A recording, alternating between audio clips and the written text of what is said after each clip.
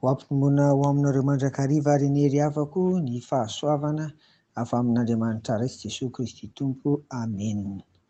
Vavaka isika. Misaotra sy mankasitraka anao izay ry Tompo Rainay izay ny an-danitra eo, ny amin'ny fitiavanao anay isan'andro isan'andro, fa omenao izay mahasoa sy mahatsara anay izay, na ara-tsaina na ara-batana, indrindra ny ara-panahy. Koa dera saotra aja voninahitra tolotra ianao Tompo, fa mendrika anao izany hatramin'ny taloha indrindra ka mandrakizay. Amen. Ry havako, tsy ny olona ihany no havaozin'ny Tompo, fa ny tany koa, ka andeha hodiniantsika izany.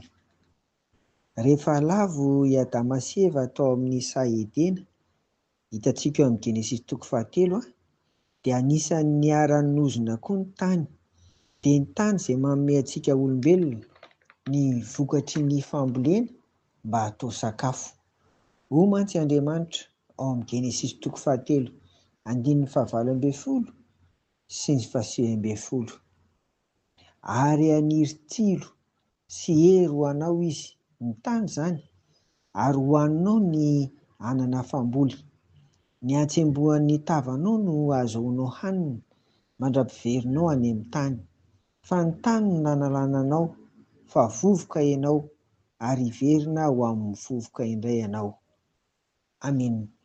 Ny dikan'izany dia haniry eo amin'ny tany koa ny voly tsy fihinana, tsy azo atao sakafo, tsilo sy songosongo hoy ny IDM, ary tsy maintsy miasa mafy vao mihinan-kanina mandra-pahafatiny ny olombelona. Jereo ankehitriny fa mihasimba ny tany noho ny ataontsika olombelona. Misy ny tany izay azo nambolena tsara taloha kanefa zara raha azo ambolena ankehitriny. Misy aza dia raha tsy asiana zezika dia tsy ahazoana vokatra mihitsy. Mangony fotsiny ny fanapotehana ny tany amin'ny alalan'ny doro tanety na ireny vokatra simika amin'ny fitrandrahana ny tany ireny. Hoy ary ny mpanao Salamo manoloana an'izany. Salamo 430:30. Maniraka ny fanahinao ianao dia ahary izy, ary manavao ny endriky ny tany ianao. Ny fanahin'Andriamanitra no entiny manavao ny tany mba hahasoa antsika indray.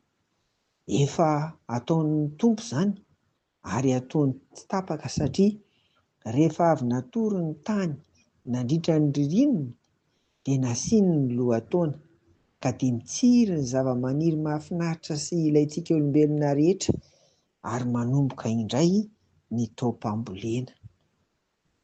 Nosomban'ny olona ny tany amin'ny endriny samy hafa araka ny voatanisantsika teo, fa ny Tompo dia manavao ary te hiara-hiasa mandrakariva amintsika olombelona izy, mba ahazoana manatanteraka an'izany raha vonona isika ry havana. Raha ravina ary izay voalaza teo dia voalohany, isika aloha dia mbola mihevitra foana an'ilay hevitra, an'ilay lohahevitra izay diniantsika amin'ity volana ity hoe mihavao amin'ny Tompo ny mpino marina, fa ny olona no resahana amin'izany. Kanefa ditantsika eto fa tsy ny olona ihany koa, fa ny tany dia havaozin'Andriamanitra. Faharoa, havaozin'ny Tompo koa ny tany, ary ao anatin'izany no hitondrany aina vaovao indray hahasoa antsika olombelona.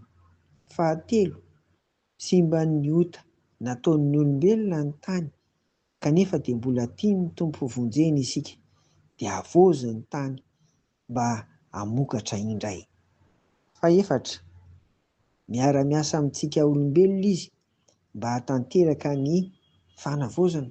Koa dia mahireza ry havako fa izaso ianao no andrasan'ny Tompony amin'izany.